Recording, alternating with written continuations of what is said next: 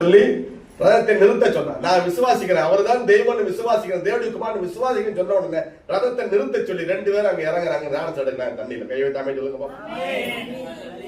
அப்ப ஞானஸ்தானுக்கு தடை இல்லைன்னா அவிசுவாசம் இருந்தால் ஞானஸ்தானம் எடுக்க முடியாது.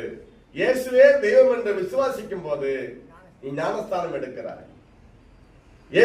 இயேசுதான் தேவன் என்னைக்கு ஏற்றுக்கொள்ளுகிறாயோ, அவர்தான் உன் மனவாளன் என்று என்னைக்கு ஏற்றுக்கொள்ளுகிறாயோ, அப்ப பெண் பார்க்க வராங்க. ஒரு பையன் ஒரு பெண் பார்க்க வராங்க.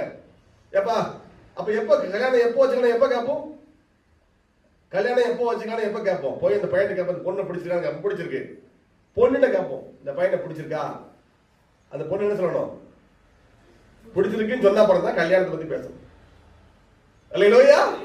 அந்த பொண்ணு எனக்கு மாப்பிள்ளைய பிடிச்சிருக்குன்னு சொன்ன உடனே அப்ப தடையே இல்லை, ஞானஸ்தானம் கொடுத்துருங்க.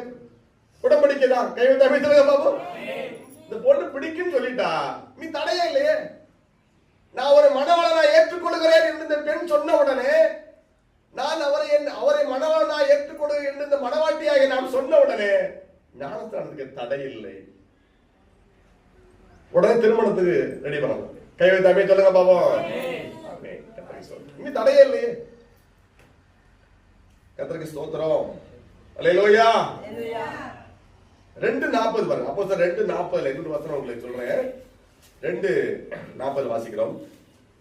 இன்னும் அநேக வார்த்தைகளாலும் சாட்சி கூறி மாறுபாடான இந்த சந்தையை விட்டு விலகி ரட்சித்துக் கொள்ளுங்கள் என்று புத்தி சொன்னான். சொல்லுங்க.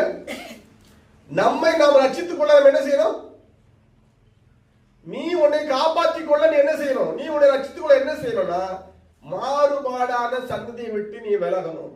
எது மாறுபாடு? உனக்கு ஜபத்துக்கு தடையா இருக்கிற யாரா இருந்தாலும் அது மாறுபாடானவர்கள். நீ ஜபிக்கிற நபரா இருப்ப, அவங்க ஜபிக்க மாட்டாங்க. நீ ஆலயத்துக்கு போகணும், ஆலயத்துக்கு வர